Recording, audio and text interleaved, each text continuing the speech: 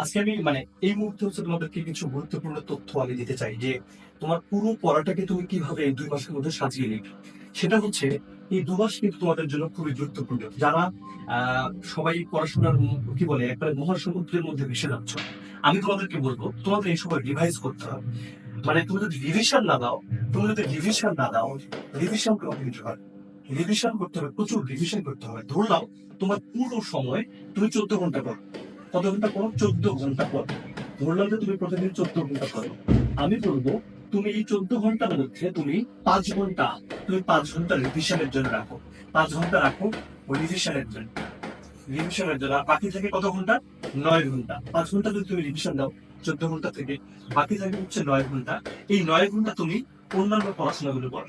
9 ঘন্টা হচ্ছে মানে মানে তুমি নতুন পড়াশোনা করো না। নতুন বলতে তুমি যে পড়াশোনাগুলো প্রতিনিয়ত করতেছো তুমি পড়াশোনা করো।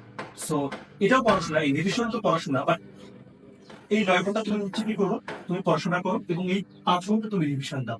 ভাই আমি সত্যি বলে বলছি, যদি তুমি রিভিশন না দাও তোমার চান্স পাওয়া খুব কঠিন হয়ে যাবে। তুমি এতদিন যা যা পড়েছো, তোমাকে এখন বাসায় বসে টাইম বের করতে হবে, তুমি রিভিশন দাও। আগে তুমি 10 ঘন্টা পড়েছো, 10 ঘন্টা, এখন তুমি 14 ঘন্টা পড়ো। তুমি হচ্ছে 5 ঘন্টা রিভিশন দাও, এখন তুমি 9 ঘন্টা হচ্ছে তোমার পড়াটা হবে। তুমি যদি রিভিশন না দাও তোমার কিন্তু চান্স পাওয়া খুবই কঠিন হয়ে যাবে। কারণ তুমি এত সুন্দর করে একটা জিনিস এতদিন হচ্ছে অ্যাকুয়ার করলা, তুমি হচ্ছে যে গ্যাদার করলা, এখন যদি তুমি রিভিশন না দিতে পারো তোমার কিন্তু হবে না। রিভিশন কোথায় কোথায় দিতে হবে?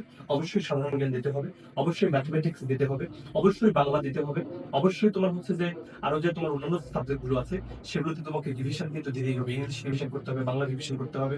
রিভিশন ছাড়া পরীক্ষা হলে যাওয়াটা খুব বোকামি হবে। এখন যদি বলো ভাইয়া সব থেকে ভালো উপায় কি, কিভাবে পড়লে আমি চান্স পাবো, আমি বলবো রিভিশন দাও। রিভিশনের উপর কিছু নাই। যত রিভিশন দিবা তত ভালো করবা, যত রিভিশন না দিবা তত চান্স পাওয়ার সম্ভাবনা কিন্তু কমে যাবে।